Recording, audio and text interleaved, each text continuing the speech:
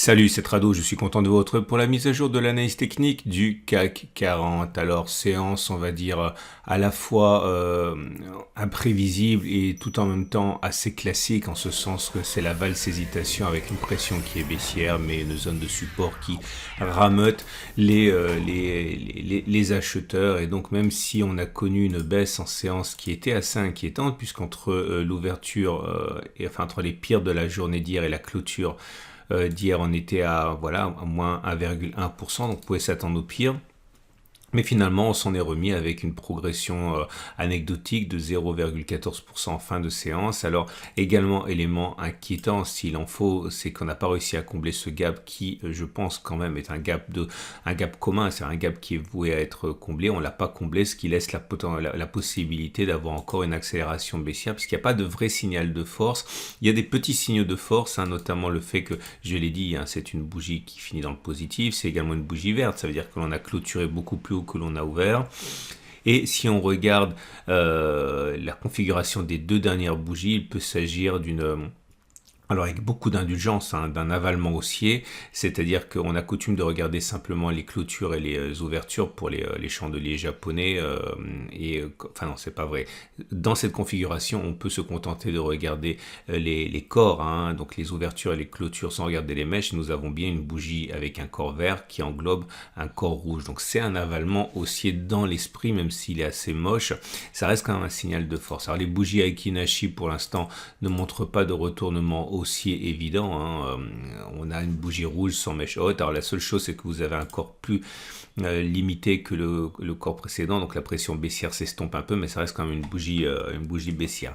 Bref, les jeux sont ouverts, mais il semble quand même qu'on veuille rebondir sur les niveaux actuels, pas pour très longtemps, je pense. Je pense qu'on est toujours dans un scénario de rebond technique qui devrait à terme nous amener vers une impulsion baissière qui nous permettrait d'aller plus bas. D'ailleurs, je vous invite à regarder les zones d'accumulation rationnelle pour la suite. Mais pour l'instant, encore une fois, ça reste ouvert. Alors, j'avais espéré cette semaine, en fin de semaine, comme j'avais espéré la semaine dernière, un turtle soup en données hebdomadaires. Je vous rappelle que ça reste quand même mon scénario rêvé pour acheter. C'est-à-dire que pour qu'il se produise, ce scénario devait nous amener à faire une bougie avec un plus bas que ce plus bas-ci, mais une clôture à l'intérieur du support hebdomadaire. Bref, un turtle soup, si vous êtes débutant, vous ne pouvez pas comprendre, je vais trop vite, mais si vous êtes ancien, vous savez très bien ce dont je parle. Bon, c'est pas pour cette semaine, peut-être que ce sera pour la semaine prochaine, mais pour l'instant, encore une fois, force est de constater que ça tient. Autre élément, la moyenne mobile à 7 jours maintenant, elle est plutôt neutre, puisque vous voyez qu'après être baissée et après avoir remonté, maintenant elle s'aplatit. Alors elle s'aplatit, c'est généralement le signe qu'on est parti pour une latéralisation à court terme. Vous voyez, elle montait, elle descendait, elle remonte, mais on est en dessous. Bref, tendance immédiate plutôt neutre. Tendance générale par contre baissière, puisqu'on est en dessous de la M20 qui descend. Tendance de fond baissière également et tendance de long terme baissière également. Bref, tout milite pour un éventuel rebond, mais également pour une continuation de la baisse par la suite après une période de latéralisation. On a également les éléments Ishimoku. Alors, non, les autres éléments, je ne vais pas en parler parce que j'ai déjà testé, j'aimerais dire autre chose à la place aujourd'hui. On a un signal haussier avec la rune qui donne un signal, puisque la rune plus ici passe au-dessus de la rune moins. La rune plus ici c'est le bleu, la rune moins ici c'est le rouge, et lorsque la rune plus passe au-dessus de la rune moins, c'est un signal haussier. Alors des signaux haussiers, c'est pas ça qui manque. On a eu un ici, ça a donné une petite hausse. On a déjà testé ça, donc je vais assez vite, mais ça ne fonctionne pas à tous les coups. Là, ça a fonctionné aussi, vous le voyez sur le signal haussier que nous avons ici. J'ai cherché un exemple qui n'a pas fonctionné pour simplement vous montrer que ça ne fonctionne pas à tous les coups. Voilà, ici, ça a été une performance très médiocre, puisque derrière, on a baissé. Mais bon, bref, on a déjà testé ça et on a vu que globalement, ça fonctionne, même s'il faut savoir que rien ne fonctionne tout le temps.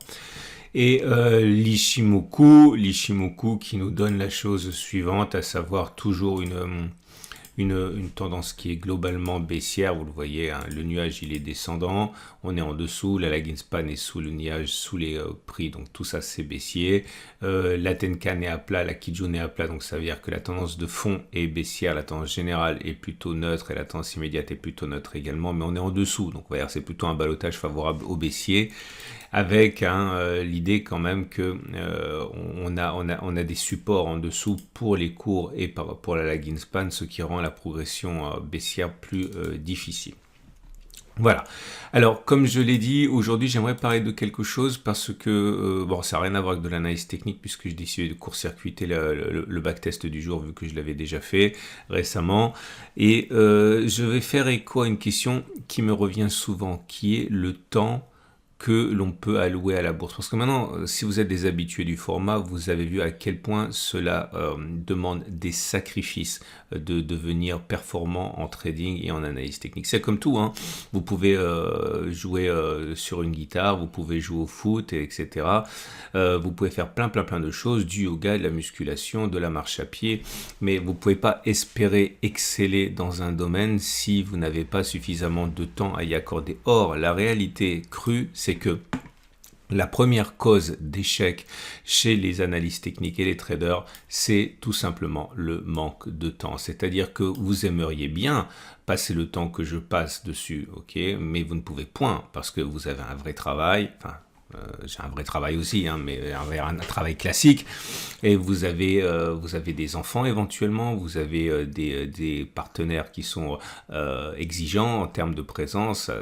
Bon, ça peut être plein de choses, mais voilà en gros ce que je pense vous pouvez privilégier selon votre disponibilité, ok? Parce qu'il ne s'agit pas non plus de vous faire rêver. Si vous n'avez pas le temps, eh bien, je pense qu'il faut vous contenter de faire de l'accumulation rationnelle. 1 heure par semaine, tout le monde a 1 heure par semaine. Hein. Si vous n'avez pas 1 heure par semaine, bah, franchement, c'est triste. Hein. Mais si vous avez 1 heure par semaine, contentez-vous de regarder ma vidéo du week-end, les zones d'accumulation rationnelle.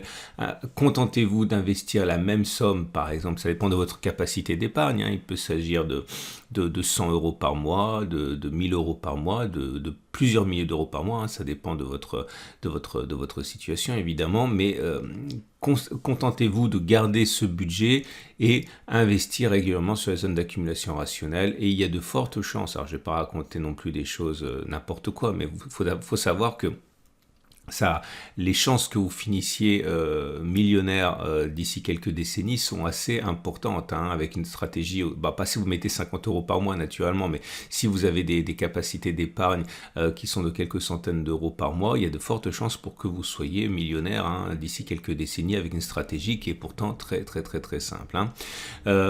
Si vous avez quelques heures par semaine, disons, allez, une demi-heure par jour, 3 heures par semaine, là vous pouvez attaquer le trend following, ok, mais attention, le trend following, ça c'est valable uniquement, enfin pour que ça fonctionne bien, c'est valable lorsque les marchés sont porteurs, lorsque, ouais, on va dire pour faire simple, on est au-dessus de la M200.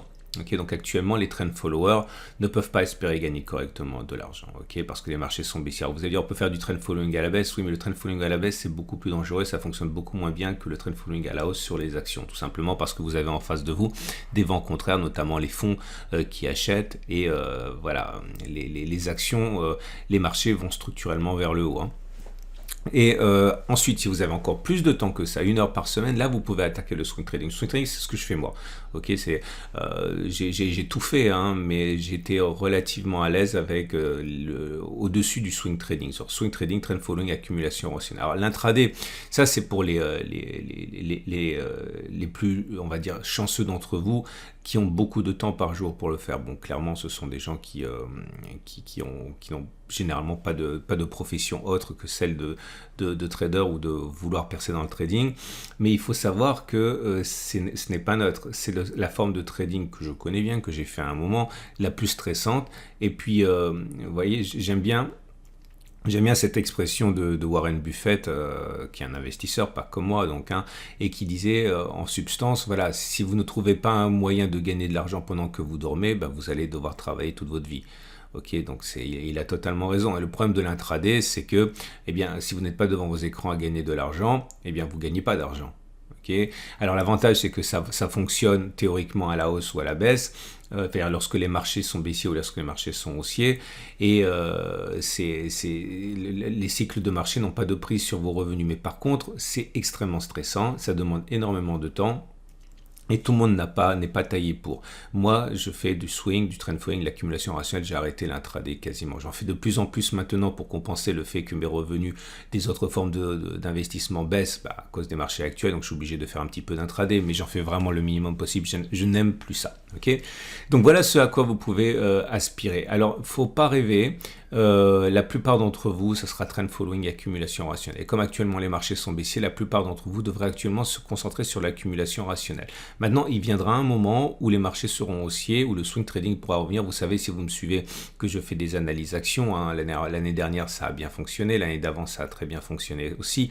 Mais là, ça fait 6 mois quasiment que je ne propose plus d'actions en swing trading, tout simplement parce qu'on est en tendance baissière. Hein. Donc voilà, si vous êtes dépendant d'une forme de trading, c'est aussi le problème. Alors, après, il y a des choses qui viennent parasiter, on va dire, cette présentation assez simpliste de ce que vous pouvez faire en fonction de votre temps, notamment votre niveau de passion. Si votre passion, c'est l'analyse technique, eh bien, vous arriverez à accorder plusieurs heures par semaine, par jour. Ok, vous allez prendre sur votre temps de télévision, sur votre temps de sport, sur votre temps de famille. Il ne faut pas rêver, hein, c'est ce que j'ai fait aussi avec les inconvénients que cela a eu dans ma vie. Je vais pas m'épancher ici, mais bon, rien n'est gratuit. Et vous allez y arriver à dégager du temps. Mais il faut savoir que c'est peut-être pas non plus votre priorité. Et si vous êtes comme la plupart de mes followers, à savoir simplement intrigué, intéressé, mais pas prêt à tout pour percer dans le trading, eh bien vous devez vous adapter et faire ce que vous pouvez faire bien, à savoir actuellement accumulation rationnelle et quand les marchés auront mieux, trend following et swing trading. Voilà. Je pensais que c'était intéressant également de vous dire qu'il ne faut pas non plus espérer n'importe quoi. Si vous faites quelque chose avec un temps insuffisant, vous allez le faire mal et votre passion va se muer en quelque chose de dévorant et toxique. Okay, donc vous ne voulez pas ça non plus.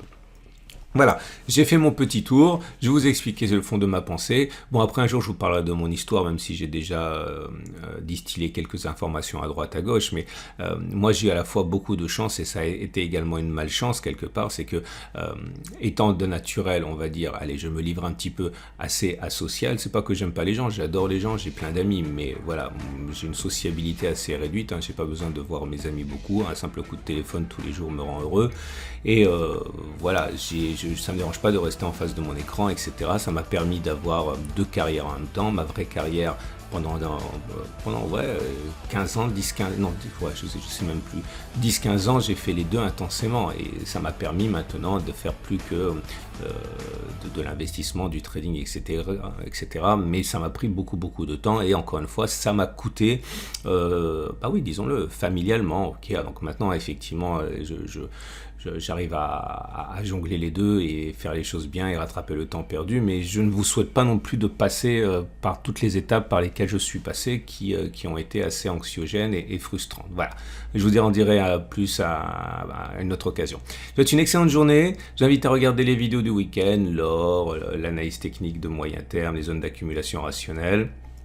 Je vous invite, puisque c'est les vacances pour beaucoup d'entre vous, enfin je vous le souhaite, hein, vous avez plus de temps, regardez mes podcasts. Mes podcasts, je ne vais pas me vanter, mais franchement, je ne pense pas que vous ayez quelque chose d'aussi dense sur l'internet français. Il y a plein de choses. Ces gens-là sont des gens super que je suis, qui m'ont inspiré d'une manière ou d'une autre à cause de leur spécialité. J'ai regroupé pour vous 15 podcasts avec que des gens qui ont des parcours qui devraient vraiment vous intéresser. Écoutez, ça sont des podcasts, donc vous n'avez pas besoin d'être devant votre écran, vous pouvez faire ça dans les transports en commun ou pendant votre marche du dimanche ou pendant que vous êtes chez votre belle-mère et que vous êtes à table. Enfin bref, vous avez plein de choses à faire avec tout ça. Je vous souhaite une excellente journée et les vidéos du lundi seront décalées parce que je dis que j'ai des contingences particulières ce week-end qui font que je ne suis pas aussi dispo que d'habitude. À très vite pour d'autres analyses techniques.